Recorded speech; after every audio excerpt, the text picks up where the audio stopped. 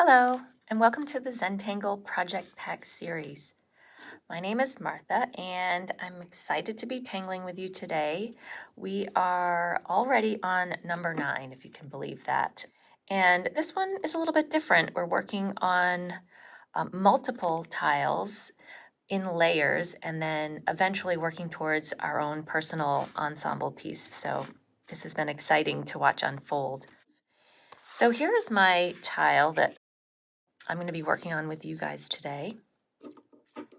And for my organic tangle, I went to one of my old favorites, which is Vertigo. I always have been drawn to this tangle for whatever the reason.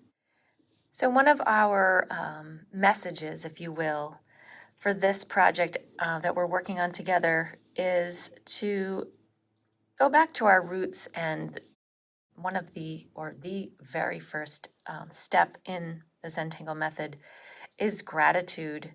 And we thought we would just take a moment each time we sit with our new tile and think about something that we are grateful for, something that has gotten us through these past few weeks, these kind of crazy times that we're living in right now. And for me, one thing that I can say that I'm grateful for is every day I've really made a point of getting outside for an hour if I can handle it and going for a walk, just all by myself or with my puppy. And these walks have been very valuable to me in getting through these sort of strange new everydays that we've been experiencing.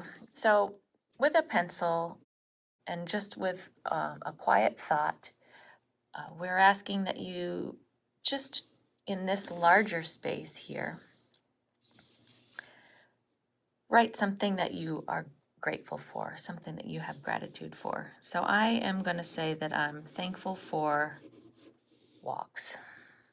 Kind of in contrast to these organic tangles that we've all chosen to do along this border, I'm going to work with something that's a little bit more graphic in this space over here. So with the darker green micron that we have, I'm going to map out a grid. And I'm going to do it in a pretty standard way, but if you wanted to add some curve or some angle to yours, that's completely up to you.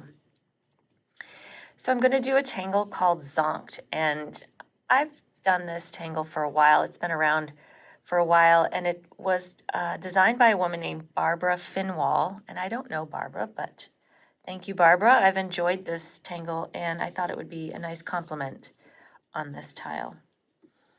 So I'm going to draw out a grid with the darker green pen, and we all have different borders that we're dealing with, but a straight line is something that I think all of us can fit into what we have on our tile. So I'm going to pick an angle that makes sense to me and then draw parallel lines to that. And your angle might come straight off if you prefer. I'm going to draw them like this, so you can watch me if you like.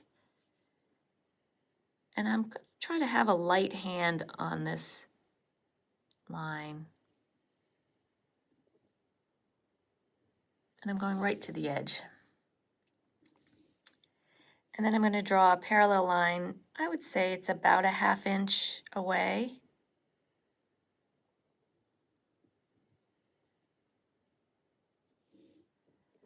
And then continue with fairly evenly spaced grid lines.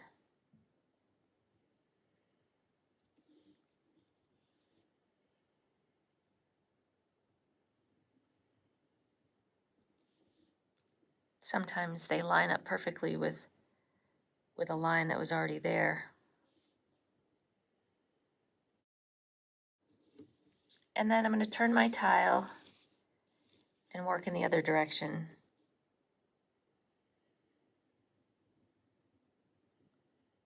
And then from here, I'll draw the perpendicular lines.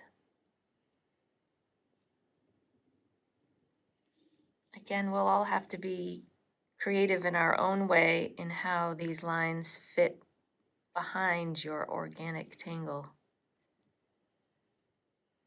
Finishing my grid on this side.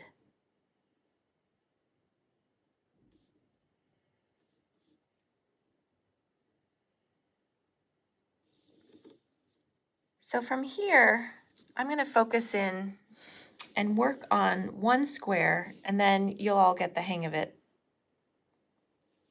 And we can kind of go from there. So within this one square, I am going to draw an X corner to corner.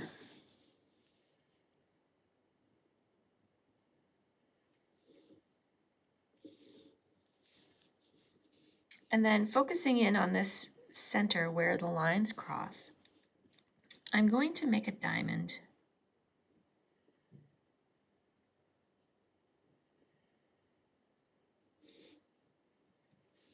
And then fill it in.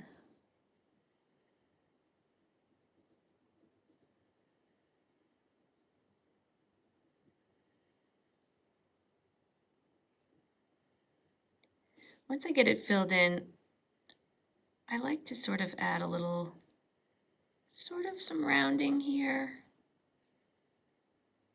giving the diamond a little more life. So I'm going to put down my dark green pen now and pick up my light green pen. And in each segment that's left,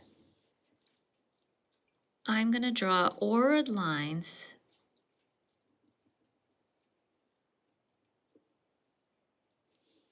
and I'll do 3 ordered lines in each space.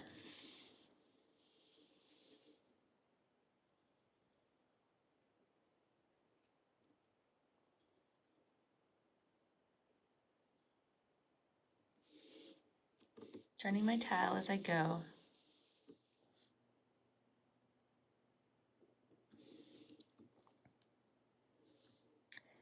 And then I'm going to go back and add a little weighting to these lines with a delicate touch just on the tops of these arcs. You don't really need much ink, but the overall effect is really cool. Very simple. Turning my tile each time.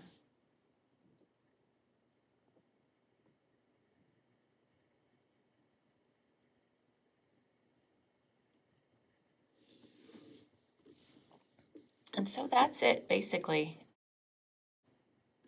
Whether you like to work one square at a time or do several squares, that's completely up to you.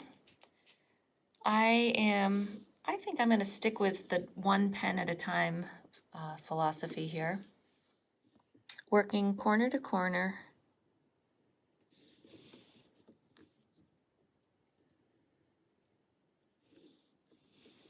And then filling in the diamond each time. I do like adding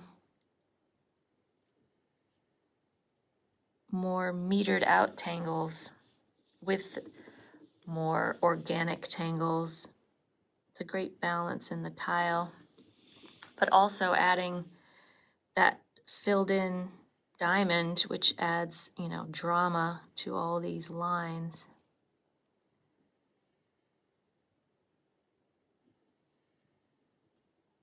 Always working with complementary strokes.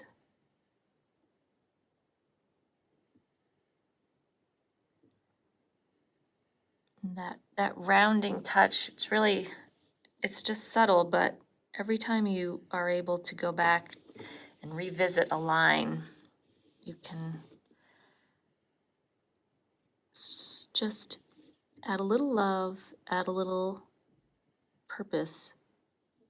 Each of you will have your own little personality that will come through, even in something as basic as squares and diamonds. Again, we'll all have to be creative as we work to put our tangle underneath the organic border that we've already drawn.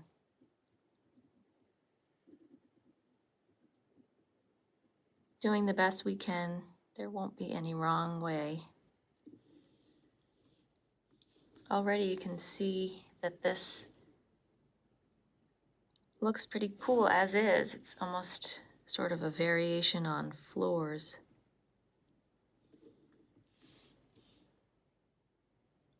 And as you fill in more and more of these squares, you start to see that a meta pattern forming. It's also very cool.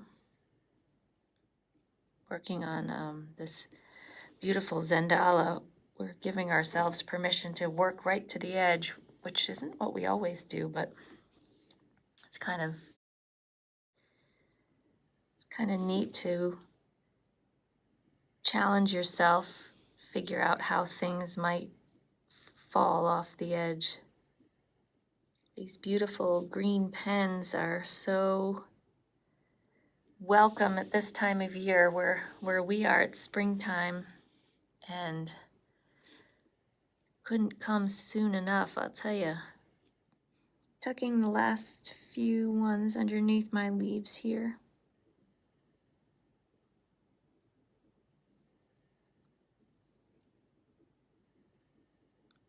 I really do love this rich green ink. So at this point, I usually like to look at what I've done so far, and if there are any lines I want to sculpt, smooth out, if you will, after the initial ink has dried.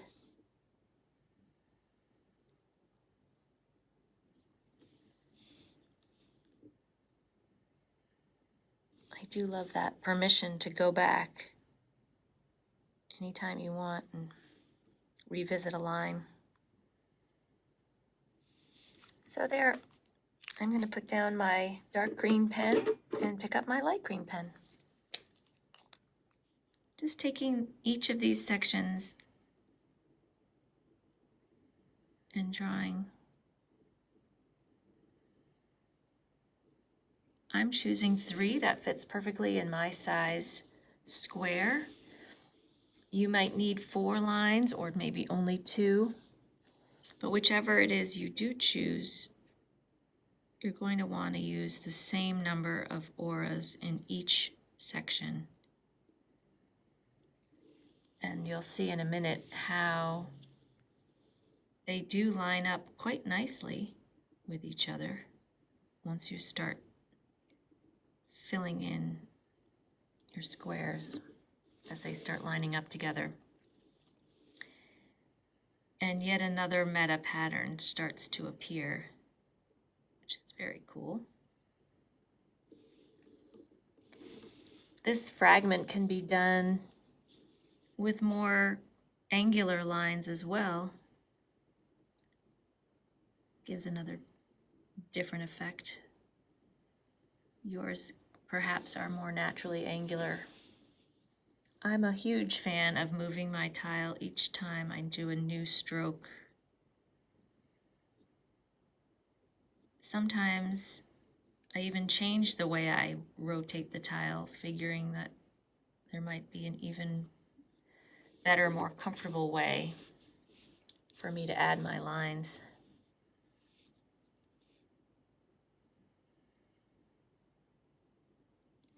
Sometimes all you need is to let your pen rest just a little bit longer on that paper,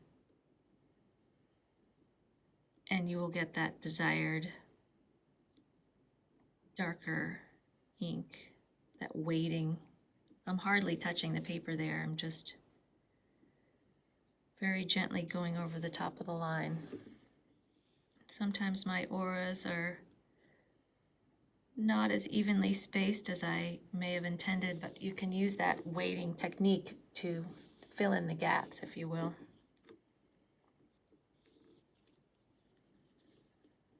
And slowly this grid full of lines starts to look like a beautiful tiled floor. Remembering as you focus on these fine lines that breathing, nice deep breath every once in a while. And remembering it's only pen and paper. I still remember when I first drew my first crescent moon. Simple tangle. And my mom told me to aura the shape that I had just drawn, a little familiar ladybug shape. And of course, I didn't really know what she meant at the time. And then she explained it, and I thought, okay, that makes a lot of sense. I can do that. But what wasn't obvious to me watching, because sometimes when you watch somebody else do something so effortless, it's the simplicity of it that you get lost in, and you think, oh, that's so easy, I can do that. But it wasn't that it was so simple. It was just that she was so relaxed and so comfortable doing it. I hadn't noticed that her aura lines were all equally spaced. So it wasn't just, mirroring the line that she had just drawn. It was that each one had a very similar space. And that was what gave it that elegant, simple beauty. It took me a while to figure that out, and I kind of came upon it myself, which I was glad to have noticed it on my own. But it is something that really can change the way your art looks. That deliberate space. I'm loving how that's looking. The two greens playing off one another. Even with this one, this has this sort of classic Zentangle aha, where you get a surprise once you start pulling it all together. This beautiful lighter green floral pattern that's coming out is so pretty. I feel like I want a scarf or something made out of this. We're working with these two complementary colors here.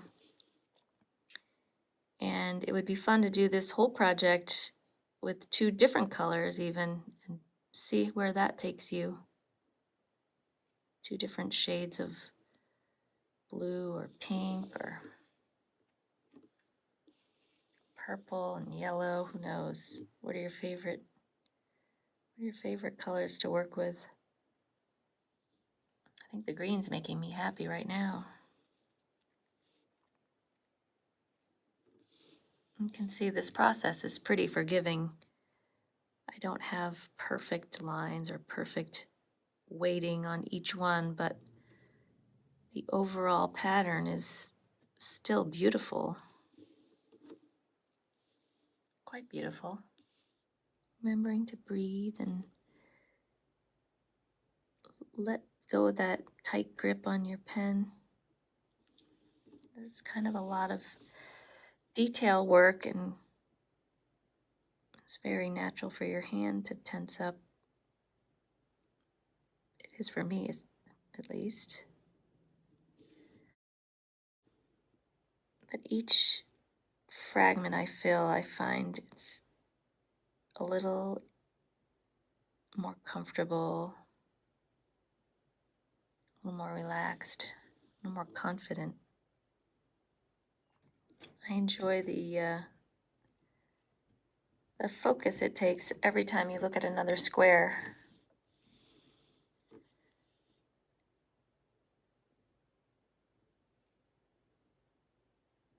not taking for granted the simple stroke.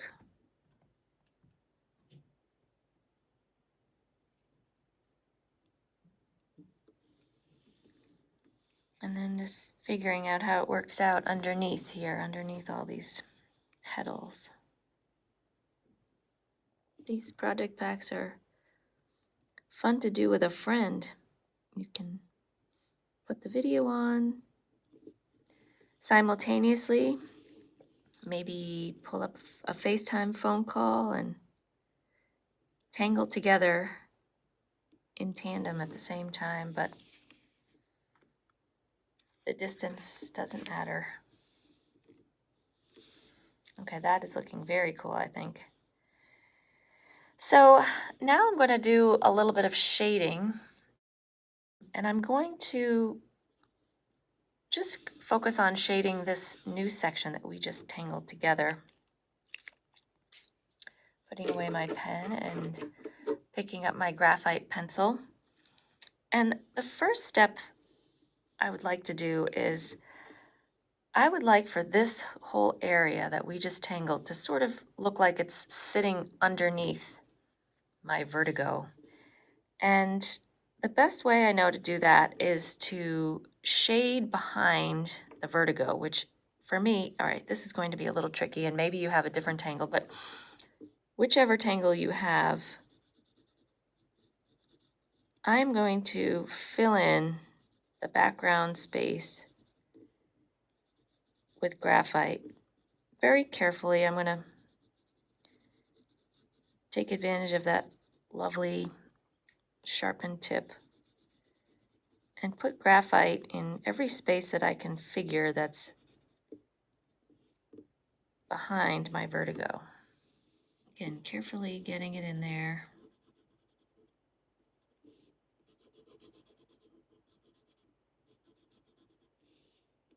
And what that's doing, of course, also is really making all those needles come to the surface in their whiteness, if you will.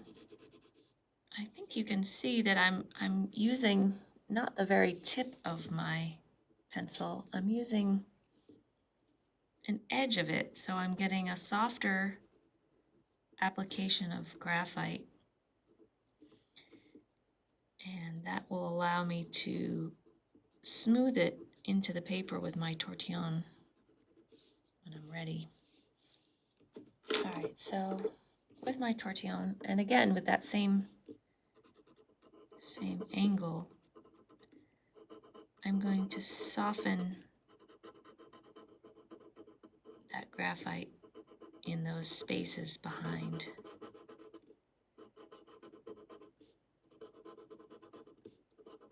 And even if you've missed a space, often there's enough graphite on your tortillon to spread a little graphite love where it's needed. And now I'm going to pick up my graphite again. And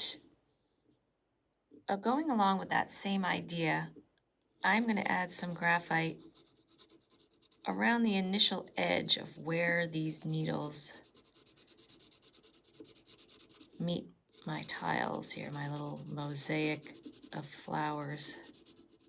If you're feeling a little nervous about covering your beautiful work with graphite, you can go with a light touch with the graphite, and then of course you can always go back and add a little bit more. And so with the tortillon, I will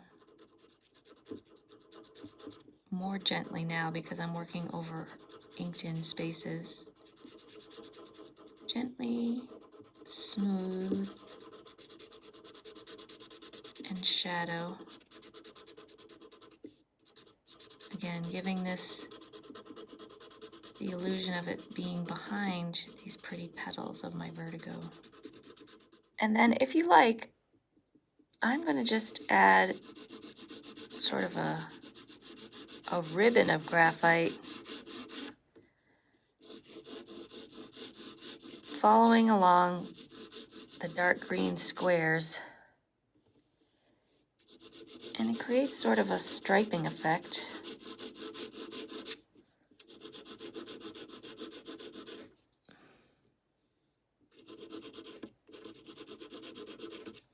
Kind of love that. And I'm going to gently smooth that. I'm sort of going in between the spaces. I'm not really smudging where the dark green diamond shapes are because I don't want to mess with my paper too much there. And then if you think, well, you could leave it like that, or I'm actually going to do it in the other direction as well. Turning my tile and again, a ribbon of graphite along those diamond shapes. And then gently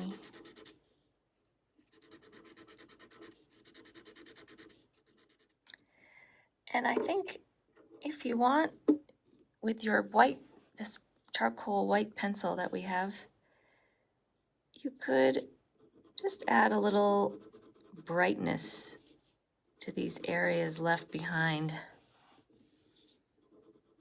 It's not entirely necessary, but you can see how it just enhances the whiteness, drawing attention to these spaces left without graphite. And not pushing too hard. You can kind of play around with the weight of it on your own tile.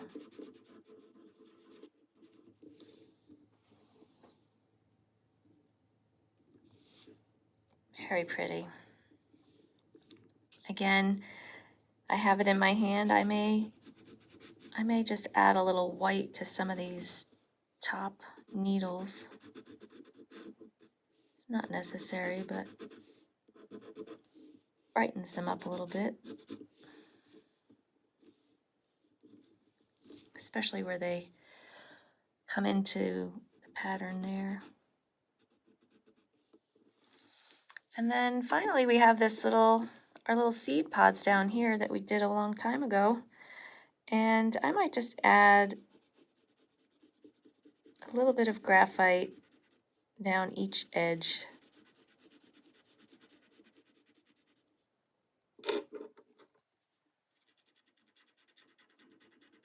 I would just recommend that however you want to shade your seed pods, that you do it in a consistent way throughout all 6 of your tiles. And then with that wonderful bright white,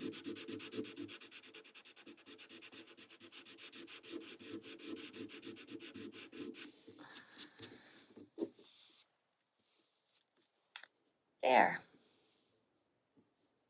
Oh, I'm pretty happy with that. I hope you enjoyed this day 5 of our Project Pack series number 9, and I am so looking forward to seeing what everybody does with all of their tiles, and we would love to see them.